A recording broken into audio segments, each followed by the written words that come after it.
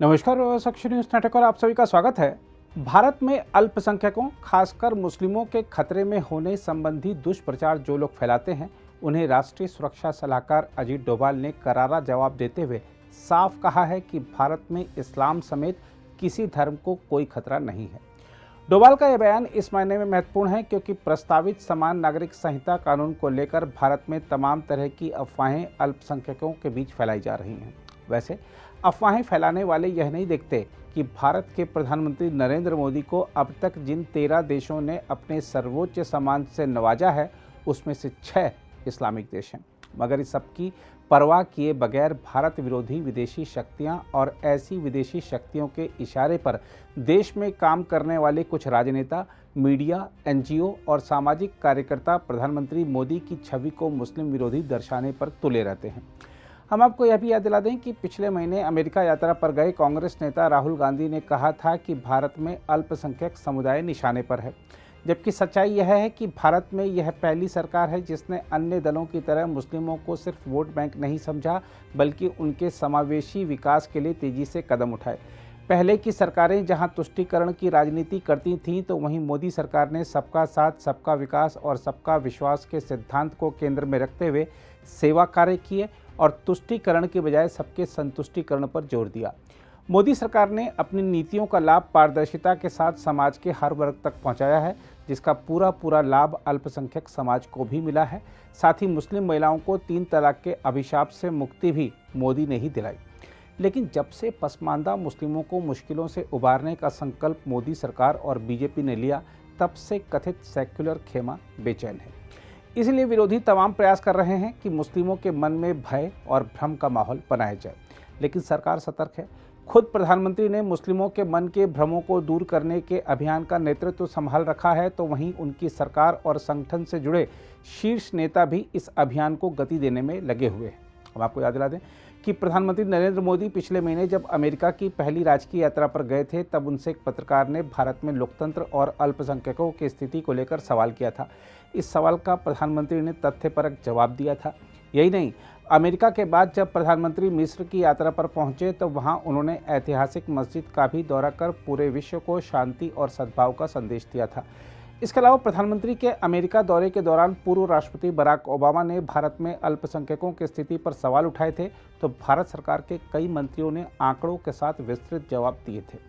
देखा जाए तो प्रधानमंत्री और उनकी सरकार तो पूरे प्रयास कर ही रही है कि भारत की छवि को अल्पसंख्यक विरोधी दर्शाने के अभियान की हवा निकाली जाए। साथ ही इस काम में उपराष्ट्रपति, पूर्व उपराष्ट्रपति, राष्ट्रीय सुरक्षा सलाहकार और आरएसएस प्रमुख जैसे लोग भी अपना पूरा योगदान दे रहे हैं और विभिन्न मंचों से दुनिया को बता रहे हैं कि भारत में हर अल्पसंख्यक पूरी तरह सुरक्षित है। इस क्रम में राष्ट्रीय सुरक्षा सलाहकार अजीत डोभाल ने मंगलवार को भारत दौरे पर आए मुस्लिम वर्ल्ड लीग के महासचिव शेख डॉक्टर मोहम्मद बिन अब्दुल करीम अल इस्सा की उपस्थिति में आयोजित कार्यक्रम को संबोधित करते हुए स्पष्ट शब्दों में कहा कि भारत में कोई धर्म खतरे में नहीं है। इंडिया इस्लामिक कल्चरल सेंटर में आयोजित कार्यक्रम को संबोधित करते हुए उन्होंने यह भी कहा कि भारत उन संस्कृतियों और धर्मों का मिलन केंद्र रहा है जो सदियों से सद्भाव के साथ सह अस्तित्व में है। साथ ही उन्होंने कहा कि देश में धार्मिक समूहों के बीच इस्लाम का अनूठा और महत्वपूर्ण गौरव का स्थान है।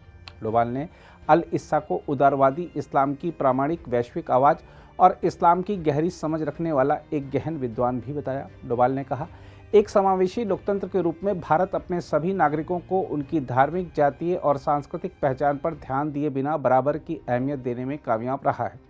उन्होंने कहा, कई धार्मिक समूहों के बीच इस्लाम का एक अनूठा और गौरवपूर्ण स्थान है तथा भारत में दुनिया की दूसरी सबसे बड़ी मुस्लिम आबादी रहती है। डोभाल ने कहा, हम जिस पैमाने की बात कर रहे हैं उसका अंदाज़ा इस बात से लगता है कि भारत की मुस्लिम आबादी इस्लामिक सहयोग संगठन के 33 से अधिक सदस्य देशों की संयुक्त आबादी के लगभग बराबर है। दूसरी ओर पूर्व उपराष्ट्रपति एम वेंकैया नायडू ने कहा है कि धर्मनिरपेक्षता भारतीयों के खून में है और अमेरिका सहित कई अन्य देशों के मुकाबले भारत में अल्पसंख्यक कहीं ज़्यादा सुरक्षित है। अमेरिका दौरे पर गए वेंकैया नायडू ने national council of Asian Indian associations द्वारा ग्रेटर वाशिंगटन डीसी इलाके में उनके सम्मान में आयोजित कार्यक्रम में भारतीय अमेरिकियों की एक सभा को संबोधित करते हुए यह टिप्पणी की।